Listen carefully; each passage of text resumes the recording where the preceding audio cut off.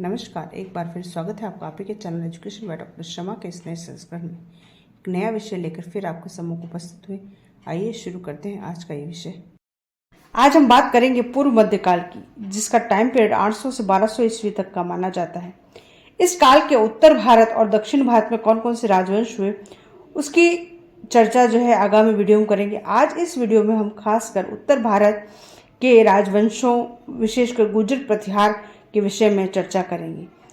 ये सब जानने से पूर्व हमें ये जानना जरूरी है कि पूर्व मध्य काल में उत्तर भारत की राजनीतिक पॉलिटिकल सिनेरियो क्या था। हुनों के आक्रमण के कारण साम्राज्य के पतन के पश्चात गुप्तोत्तर काल में पाटलिपुत्र के स्थान पर कन्नौज का राजनीतिक सत्ता के केंद्र के रूप में उदय हुआ। कन्नौज को सम्राटों की क्रीड़ा स्थली भी कहा जाता है। डॉक्टर ईश्वरी प्रसाद, जो कि एक महान इतिहासकार हुए हैं, उसने इस समय को राज्य के अंदर राज्यों का काल कहा है। सामंतवाद का उदय इस काल की प्रमुख विशेषता थी, जिसने प्रशासनिक विकेंद्रीकरण को बढ़ावा दिया और देश में राजनीतिक एकता को नष्ट कर दिया। एक शक्तिशाली राजवंश के स्थान पर इस युग में उत्तर भारत में अनेक राजपूत राजवंशों ने शासन किया, इसीलिए इस युग को राजपूत युग भी कहा जाता है। राजपूत शब्द का प्रयोग 9वीं शताब्दी से पूर्व नहीं हुआ। राजपूत संस्कृत शब्द राजपुत्र का अपभ्रंश है। अब राजपूतों की उत्पत्ति के सिद्धांत के विषय में बहुत से प्रश्न पूछे जाते हैं। राजपूतों की उत्पत्ति के संबंध में विभिन्न विद्वानों के अपने अलग अलग विचार हैं और उन्होंने उसके लिए तर्क भी दिए हैं। जैसे कि एक सिद्धांत है आबू पर्वत पर वशिष्ठ के अग्नि कुंड से उत्पत्ति, जो चंद्रबरदाई ने दिया है अपनी पुस्तक पृथ्वीराज रासों में। उसी तरह colonel James Tod, doctor Ishwari Prasad, Smith, Bhandarkar जी ने शक, कुषाणों और हुनों आदि विदेशी जातियों से राजपूतों की उत्पत्ति का सिद्धांत दिया है। इसी प्रकार जीएस ओझा, सीवी वैद्य, इन्होंने प्राचीन क्षत्रियों की संतान बताया है। वे उन्हें सूर्यवंशी और चंद्रवंशी मानते हैं। इसके अलावा कनिंघम यूची, जो कुषाण जाति है, उनसे राजपूतों की उत्पत्ति बताते हैं। इसके अलावा दशरथ शर्मा ने विभिन्न जातियों की मिश्रित जाति राजपूतों को कहा है। ब्राह्मण वंश की उत्पत्ति का सिद्धांत दशरथ शर्मा, वीएस पाठक, गोपीनाथ शर्मा, डॉक्टर भंडारकर जैसे विद्वानों ने दिया है। तो ये सब सिद्धांत हमें पूछते हैं कि यह सिद्धांत किसने दिया था, या राजपूतों की उत्पत्ति के सिद्धांत के विषय में बताइए।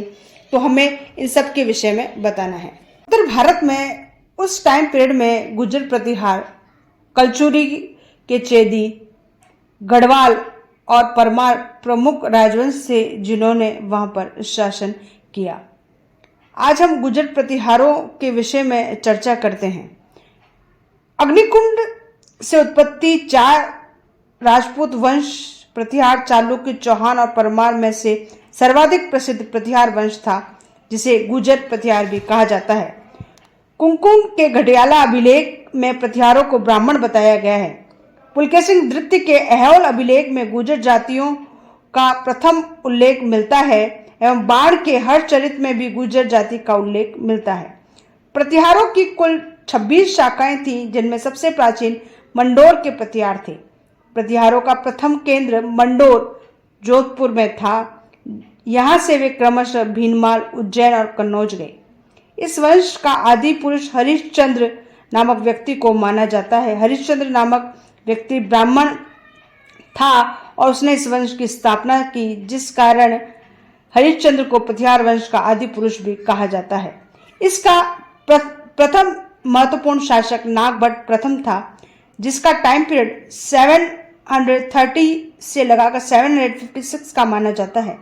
नागभट्ट प्रथम प्रतिहारों की भीनमाल, जो जालोर में है, एवं उज्जैन शाखा का संस्थापक माना जाता है।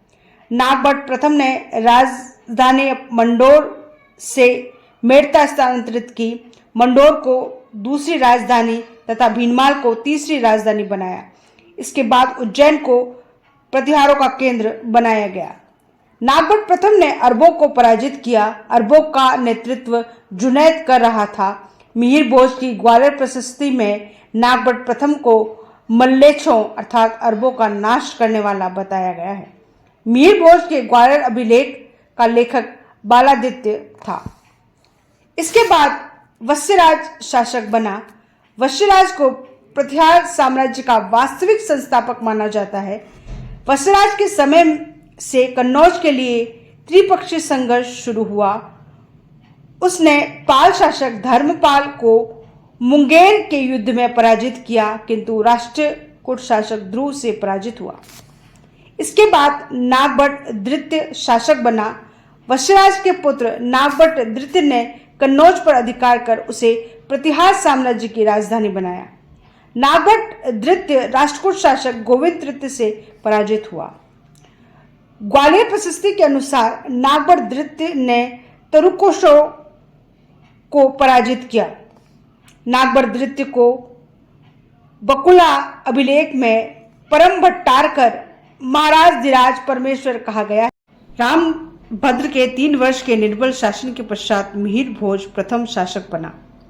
यह इस वंश का सर्वाधिक महत्वपूर्ण शासक था और यहीं से हमारे प्रश्न भी काफी आते हैं कि मिहिर भोज प्रथम कौन था, इसकी उपलब्धियां क्या हैं, ये प्रश्न पूछे जाते हैं। कल्हड़ एवं अरबी यात्री सुलेमान भी हमें इसके संबंध में जानकारी प्रदान करते हैं।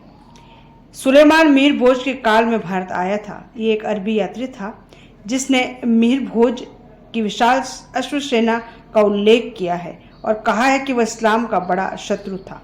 उसका साम्राज्य समृद्ध है, उसमें सोने चांदी के बहुत से खाने हैं, राज्य चोरी डकैतों से मुक्त है। ये शब्द हैं सुलेमान अरबी यात्री के। शून्य का प्रथम अभिलेखीय प्रमाण मिहिर भोज, जिसे भोज प्रतिहार के नाम से भी जाना जाता है, ग्वालियर अभिलेख में मिलता है। मिहिर भोज पाल नरेश देवपाल और राष्ट्रकूट शासक अमोघ वर्ष प्रथम के सामंत ध्रुव से पराजित हुआ। मिहिर भोज ने पाल शासक देवपाल की मृत्यु के बाद उसके उत्तराधिकारी विग्रहपाल एवं नारायण पाल को पराजित किया। राष्ट्रकूट वंश के अमोघ वर्ष एवं कृष्णद्वितीय मिहिर भोज के समकालीन थे। कृष्णद्वितीय को मिहिर भोज ने नर्मदा नदी के तट पर पराजित किया। भोज वैष्णव धर्म का अनुयायी था। उसने आदि वराह नाम की उपाधि धारण की, जिसका उल्लेख ग्वालियर अभिलेख में मिलता है। प्रभास भी उसकी उपाधि थी।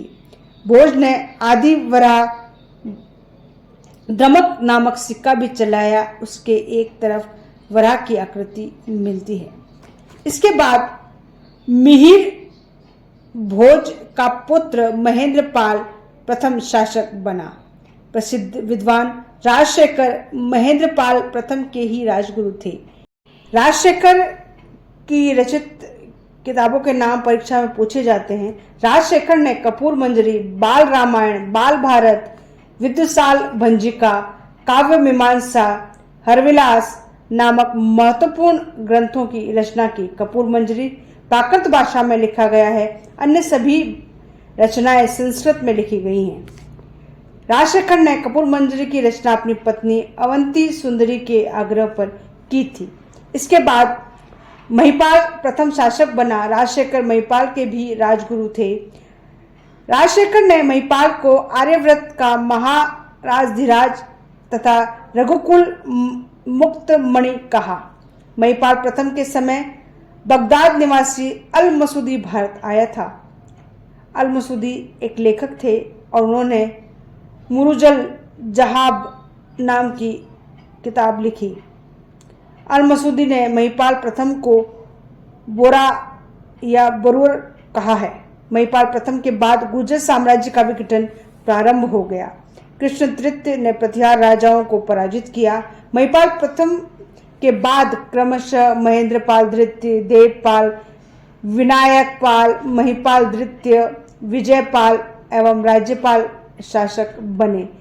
महमूद गजनवी से पराजित होकर राज्यपाल ने कन्नौज छोड़कर बारी को अपनी राजधानी बनाया। आप जानते हैं कि महमूद गजनवी ने 1018 में निर्बल प्रतिहार शासक राज्यपाल को पराजित किया था और 1019 में उसके पुत्र त्रिलोकपाल को भी पराजित किया था। वंश का अंतिम शासक यशपाल था जो 1026 ईस्वी में शासक बना था।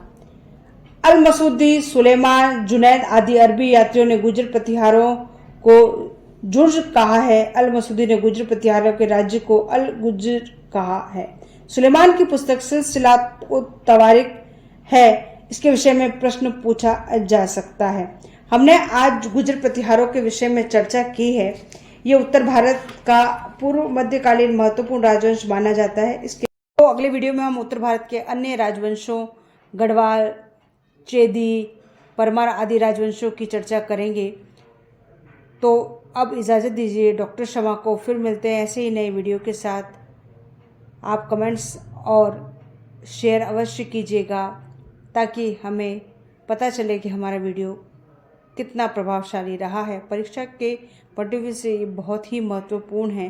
परीक्षाओं का टाइम है, स्नातक उत्तर स्नातक के परीक्षाएं चल रही हैं, तो निश्चित ही आपको ये वीडियो बहुत उपयोगी तथ्य प्रदान करेगा। तब तक के लिए इजाज़त दीजिए डॉक्टर शमा को। शुक्रिया, धन्यवाद।